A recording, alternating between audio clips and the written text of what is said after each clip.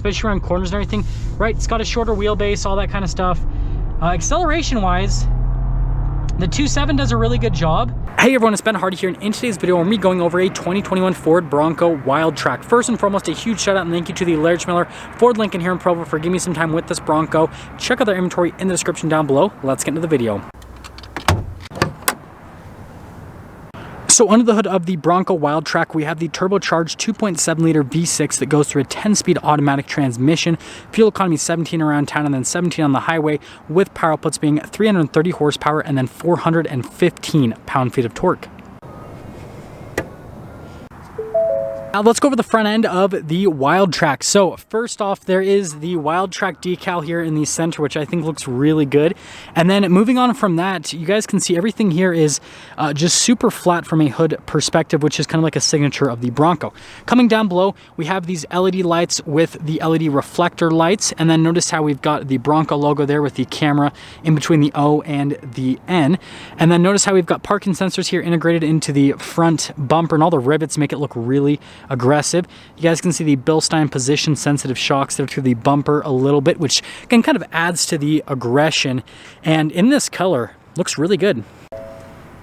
Now coming to the side here, we've got 17-inch wheels, and wrapped around that we have 35s as part of the Sasquatch package in the front and also in the rear as well. Now these wheels are beadlock capable. You guys can see all the rivets there on the outside. Again, looks fantastic aesthetically. You can see just how aggressive the tires are.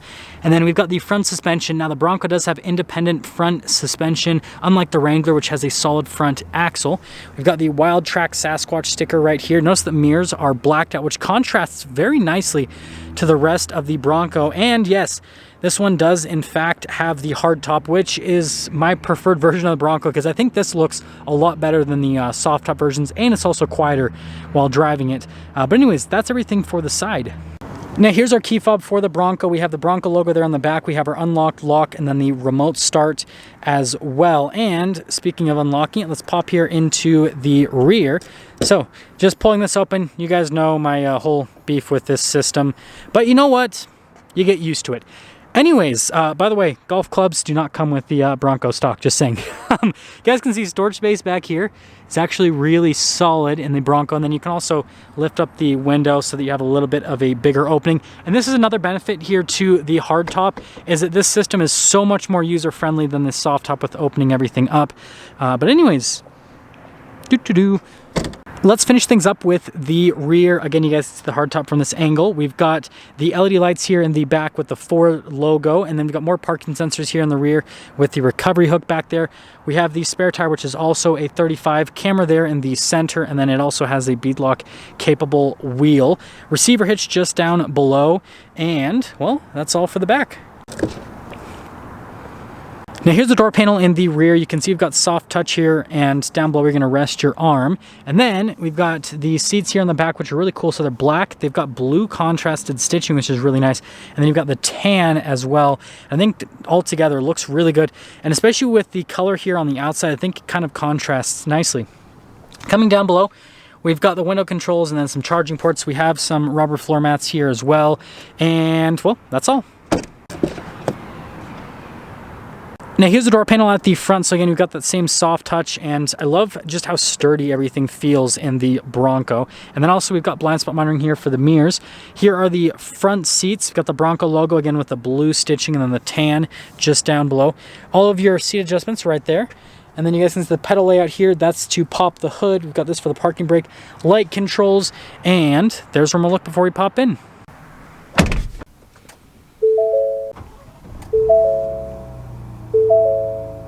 And here's the steering wheel with the Bronco. We've got the leather trim all around the steering wheel with the darker stitching here on the inside portion. And then you guys can see we've got the controls here on the steering wheel for the center stack, and then also voice command controls, phone controls, cruise control here on the other side with the volume controls.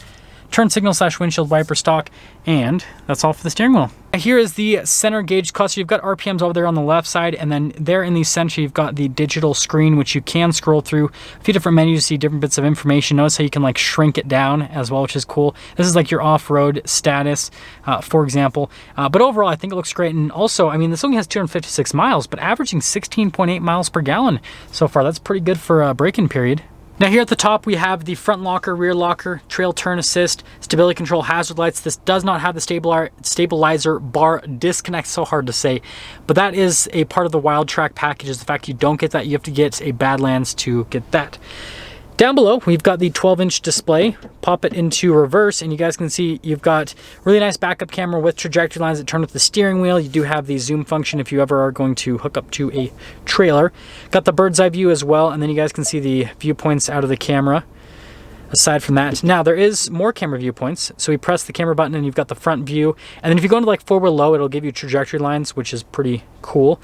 Moving on from that to the rest of the infotainment system, response time on the screen is great. Also, if you're wondering where the Ford dealership in Provo is, you can see it right here on the map.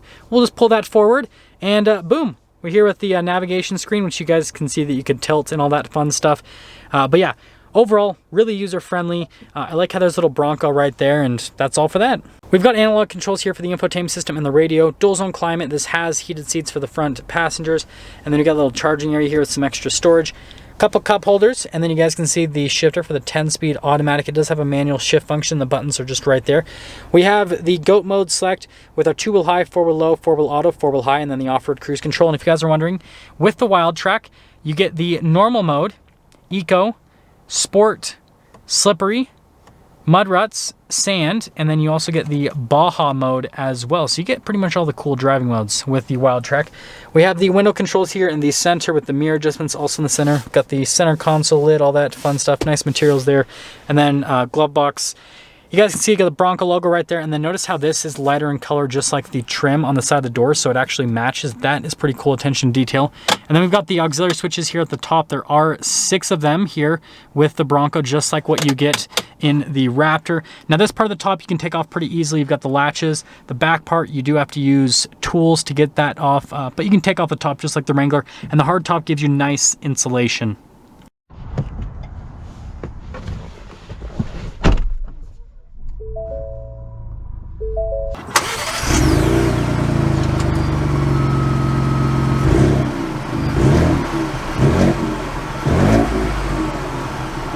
Well, let's talk about visibility before we set off. There's your visibility over the hood. Here's through both of the mirrors, which you have blind spot throughout the rest of the rear. And also the Bronco is car seat friendly, just saying. Anyways, let's set off. Setting off here in the Bronco Wildtrak, and obviously we're going to be making a ton of comparisons to the Raptor. 1, because I drove my Raptor down here, and 2, I'm sure that there's some people that are wondering, you know, is this basically like a less expensive version of the Raptor, because the Wildtrak is supposed to be like the high-speed package with the Bronco? And you know what, hopefully I can answer that question for you guys today. First comparison to the Raptor is this is so much smaller than a Raptor, and you really feel it. It's got a much more nimble feel to it, especially around corners and everything, right? It's got a shorter wheelbase, all that kind of stuff. Acceleration wise, the 2.7 does a really good job. It's peppy. It's not as quick as the Raptor, even with 37s, and again, that's what I have right now, but it gets up and moves. It's more than enough from an acceleration perspective. Taking a turn here, body roll is actually almost non-existent with the Bronco, which is pretty interesting. Like the body control with the new Bronco is just amazing. Substantially better than the Jeep Wrangler. The Jeep Wrangler has got like a bunch of side-to-side motion, and whereas this just stays so planted. It's pretty crazy. It's almost like a sports car type SUV sort of thing. It's the best way to describe it. The next thing is going to be noise insulation. Now the Bronco is louder than the Raptor.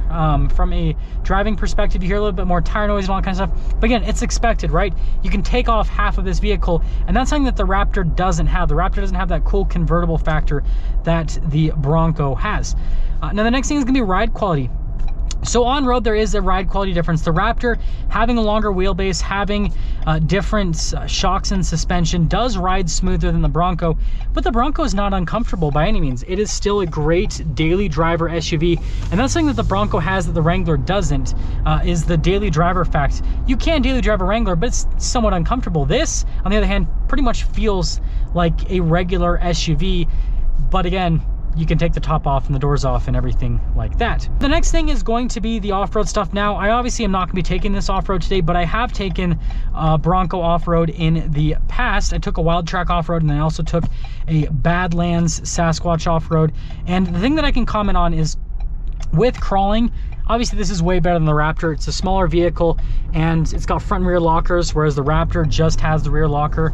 And so this just, yeah, crawls up stuff, and it does a really good job. High speed, however, and that's what this Wildtrak package is supposed to be about, it doesn't quite hold up to the Raptor. It does a lot better than the Wrangler because it doesn't have a solid front axle, but the shocks just don't absorb things as well as the live valve from Fox. You feel a lot more happening with the Bronco. You don't feel like you can go as fast as you can go in the Raptor, and just overall it doesn't stay as composed as the Raptor at high speeds. So the Raptor still is the king of high speed off-roading, but this is a little bit more multi-purpose, and I guess that'll get me to selling things up. So with the Wildtrak package, I still think this is an amazing vehicle overall. I think the Badlands is still the best version to get just because it has the stabilizer bar disconnect, so it's a little bit more practical for off-road use. But if you're never going to use that, this thing looks amazing, and so it's got a bunch of off-road stuff anyways, so it's right there. But you know, compared to the Raptor, here's what I have to say. You got to think about if you're going to off-road or not. So if you're not going to off-road, which one do you like the looks of better? And the Raptor's a little bit more daily drivable. This one's smaller though, so it's a little bit more practical with parking and everything. But it'll mostly come down to which one do you like the looks of better, because they're both great daily driver vehicles. Off-road wise, if you're going to do some crawling, yeah, Bronco's going to make more sense, because the Raptor can crawl, but it's such a big vehicle, it's kind of hard to fit into a lot of situations. But if you're going to be doing crawling and high-speed stuff, right, the Bronco still might make sense, because it can handle some high-speed stuff. But if you're going to be doing mostly high-speed stuff with a tiny bit of crawling, Raptor all the way. The Raptor just does so much better with the high-speed stability and everything, and just the comfort and all that. But this is kind of more of a multi-purpose vehicle compared to the Raptor off-road. This can do more stuff, whereas the Raptor is way better at doing the one thing that it's good at, which is, again, high speed. Now that's going to sum things up for our video on this 2021 Ford Bronco Wildtrak. Again, a huge shout out and thank you to the Larry Miller Ford Lincoln here in Provo for giving me some time with the Wildtrak. Check out their inventory in the description down below. I'll see all of you in the next video.